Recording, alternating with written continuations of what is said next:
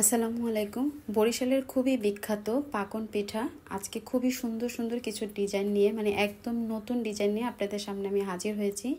আশা করছি আপনাদের সবার কাছেই ভালো লাগবে। এর আগে কখনো কেউ এভাবে পাকন পিঠার সুন্দর ডিজাইন শেয়ার করেনি, তো আমি প্রথম করলাম। তাই সবার কাছে প্রত্যাশা রইল আমার চ্যানেলটি সাবস্ক্রাইব করার।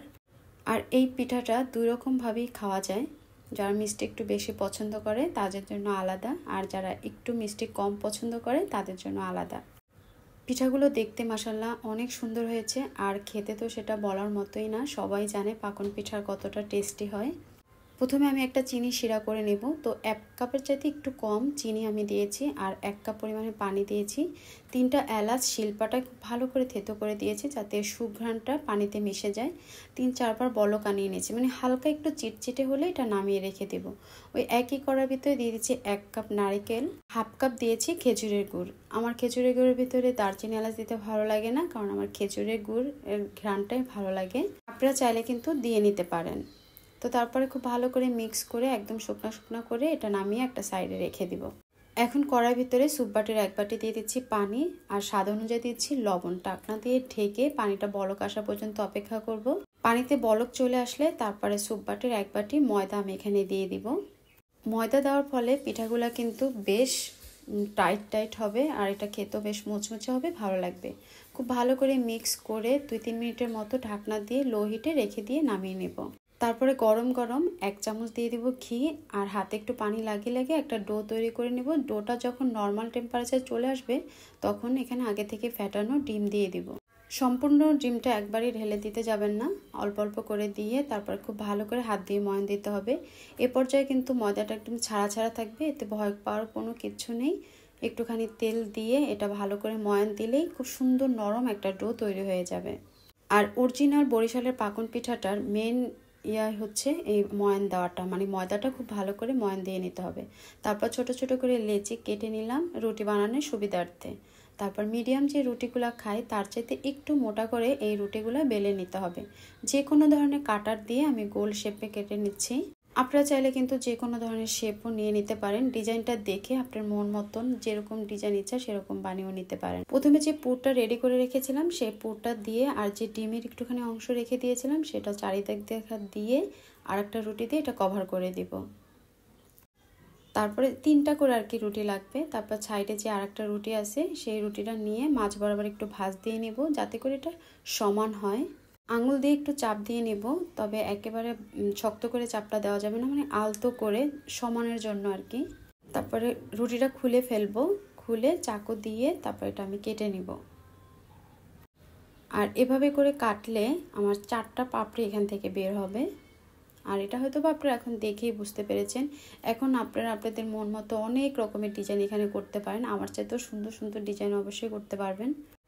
ব্যাস আমার এটা কাটা হয়ে গেছে। এখন যে সাইডে রেখে দিয়েছিলাম 2টা দিয়ে পুর ভরা, সেটার উপরে আবার এটা আমি সেট করে দিব। আবারও কিন্তু একটু ডিমের লাগিয়ে নিয়েছি। এখন যে কাটা সাইডের অংশগুলা সেটা আমি এভাবে করে আটকে দিব, তাহলে এটা পাপড়ির মতো দেখা যাবে, একটা ফুটন্ত ফুল। তারপর আমি চারি সাইডে একটু করে এখানে মুড়িটা দিয়ে নেব। আপনারা চাইলে কিন্তু এখানে মুড়ি না দিলেও হবে, কারণ এটা ভাজার পর আর খুলে যাওয়ার কোনো রকম চান্স নেই। ব্যাস তৈরি হয়ে গেল আমার বরিশালের নতুন ডিজাইনের পাকন পিঠা। মাঝ বরাবর একটু শোন দিয়ে সুন্দর করে একটু ডিজাইন করে নিয়েছি, একটুখানি ভালো দেখানোর জন্য, বলতে পারেন আর একটু আকর্ষণীয় হওয়ার জন্য। তো পিঠাটা কেমন লাগছে অবশ্যই কিন্তু কমেন্ট সেকশনে জানিয়ে যাবেন। এখন আরও 2-1টা ডিজাইন আমি আপনাদের সাথে খুব ঝটপট শেয়ার করছি। আসলে পিঠা কিন্তু সবসময় বানানো হয় না, কোনো একটা অকেশন দাওয়াত, তো তখন বানাতে গেলে মাথায় হঠাৎ করে খুব একটা ডিজাইন আসে না। তো একবার করে ভিডিওটা দেখে নিলে কিন্তু আপনার মাথার ভিতরে অনেক রকমের ডিজাইন আসবে। তো আমার সাথে একটু পারলে শেয়ার করেন। তারপরে এটাও সেমভাবে আটকে নিয়েছি, আর এটাতে কিন্তু আমার বেশ কিছু পাপড়ি হয়েছে। এটা হয়তো আপনারা দেখেই বুঝতে পেরেছেন। আলহামদুলিল্লাহ এই পিঠাগুলো একদম কিন্তু নতুন ডিজাইনের, আর দেখতেও বেশ সুন্দর লাগতেছে।